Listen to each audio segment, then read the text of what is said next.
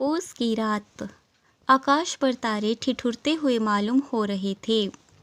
हल्को अपने खेत के किनारे ऊख के पत्तों की एक छतरी के नीचे बांस के खटोले पर अपनी पुरानी चादर ओढ़े कांप रहा था। खाट के नीचे उसका संगी कुत्ता जबरा पेट में मुंह डाले सर्दी से कूं कूं कर रहा था। दोनों में से एक को भी नींद नहीं आ रही थी। हल्कू ने घुटनों को गर्दन में चिपकाते हुए कहा, क्यों जबरा, जाड़ा लगता है? कहा तो था घर में पुआल पर लेटा रह, तो यहाँ क्या लेने आए थे? अब खाओ ठंड, मैं क्या करूं? जबरा ने पड़े पड़े दुम हिलाई और अपनी कूं कूं को दीर्घ बनाता हुआ एक बार जम्हाई लेकर चुप हो गया। हल्कू ने हाथ निकालकर जबरा की ठंडी पीठ सहलाते हुए कहा, कल से मत आना मेरे साथ, नहीं तो ठंडे हो जाओगे। यह ठंड न जाने कहाँ से बर्फ लिए आ रही है। उठूं फिर एक चिलम भरूं, किसी तरह रात तो कटे। 8 चिलम तो पी चुका। यह खेती का मजा है। और एक एक भगवान ऐसे पड़े हैं जिनके पास जाड़ा जाए तो गर्मी से घबरा कर भागे। मोटे मोटे गद्दे, लिहाफ, कंबल, मजाल है जाड़े को गुजर हो जाए। तकदीर की खूबी, मजदूरी हम करें, मजा दूसरा लूटें। हल्कू उठा, गड्ढे में से जरा सी आग निकालकर चिलम भरी। जबरा भी उठ बैठा। हल्कू ने चिलम पीते हुए कहा, पिएगा चिलम? जाड़ा तो क्या जाता है, जरा मन बदल जाता है। जबरा ने उसके मुंह की ओर प्रेम से छलकती हुई आंखों से देखा। हल्कू आज और जाड़ा खा ले, कल से मैं यहाँ पुआल बिछा दूंगा, उसी में घुसकर बैठना, तब जाड़ा नहीं लगेगा। जबरा ने अपने पंजे उसकी घुटनों पर रख दिए और उसके मुंह के पास अपना मुंह ले गया। हल्कू को उसकी गर्म सांस लगी।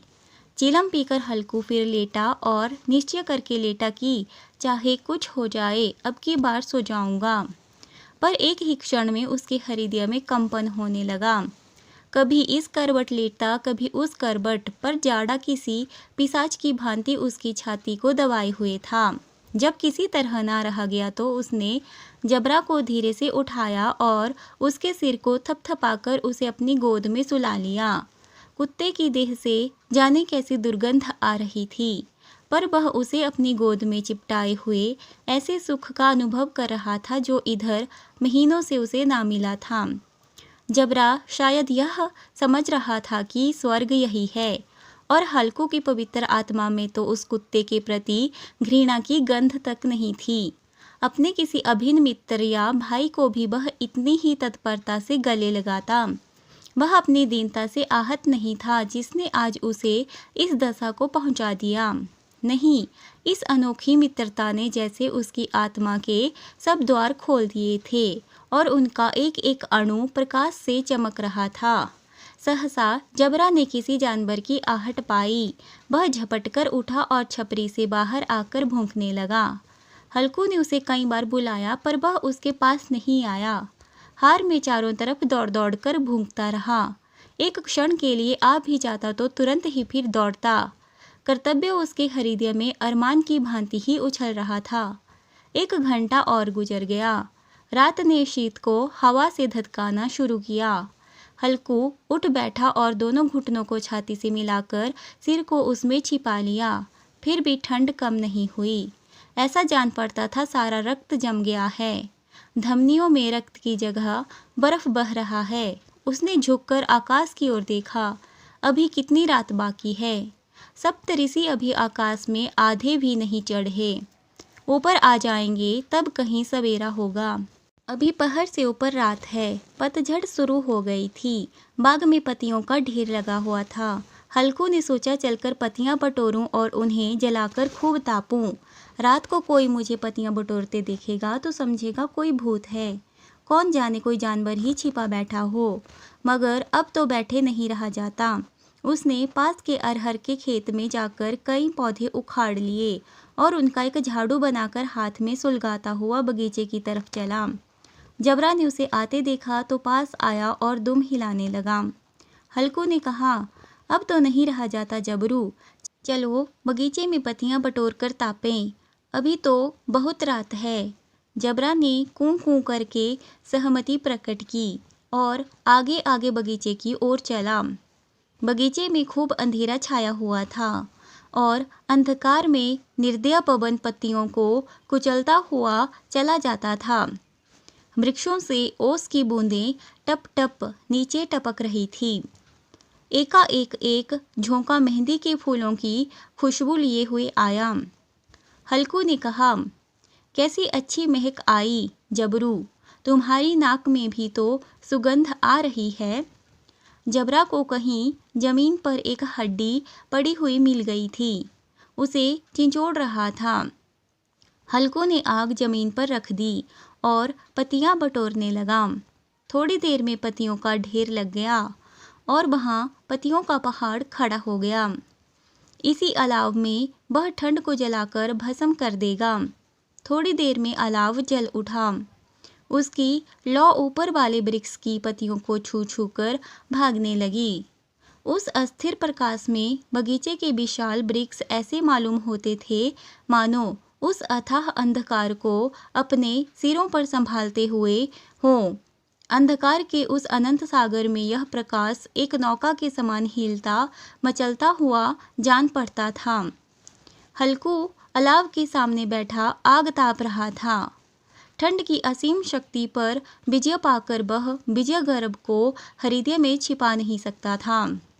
उसने जबरा से कहा, क्यों जबरू, अब ठंड नहीं लग रही है? जबरा ने कूं कूं करके मानो कहा, अब क्या ठंड लगती ही रहेगी, पहले से यह उपाय नहीं सूझा? नहीं, इतनी ठंड क्यों खाते? जबरू ने पूंछ हिलाई। अच्छा आओ, इस अलाव को कूद कर पार करें, देखें कौन निकल जाता है। अगर जल गए तो मैं दवा नहीं करूँगा। जबरू ने उस अग्नि राशि की ओर कातर नेत्रों से देखा।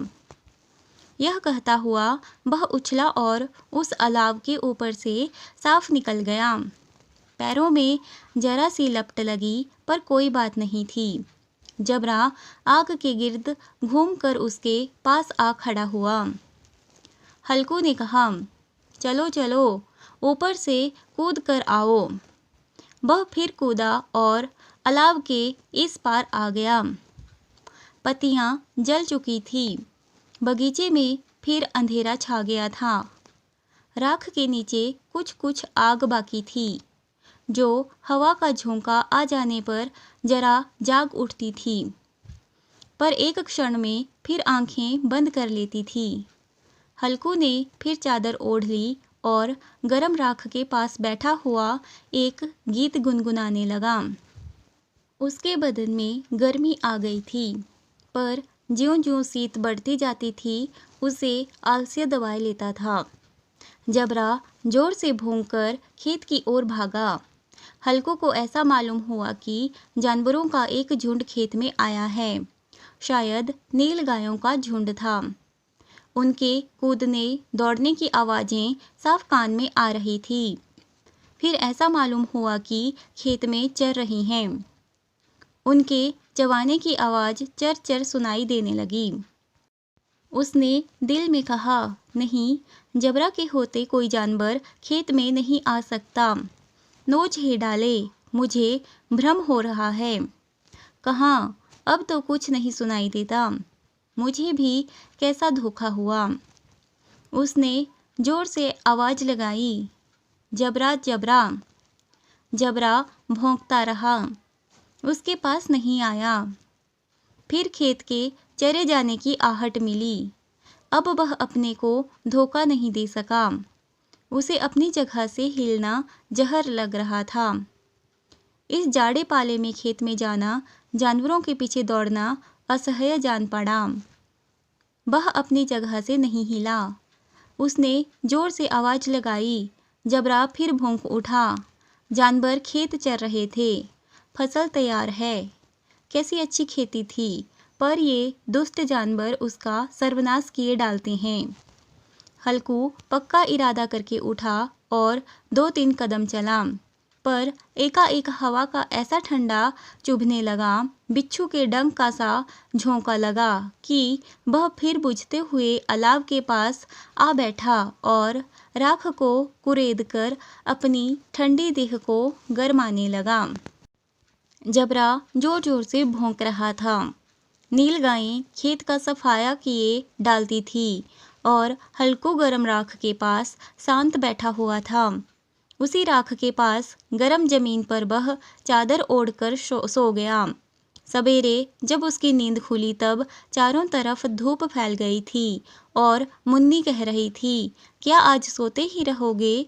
तुम यहाँ आकर रम गए। और उधर सारा खेत चौपट हो गया। हल्कू ने उठकर कहा, क्या तू खेत से होकर आ रही है? मुन्नी बोली, हाँ, सारे खेत का सत्यानाश हो गया। भला ऐसा भी कोई सोता है?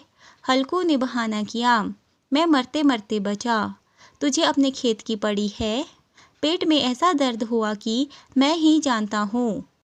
दोनों फिर खेत की तरफ गए।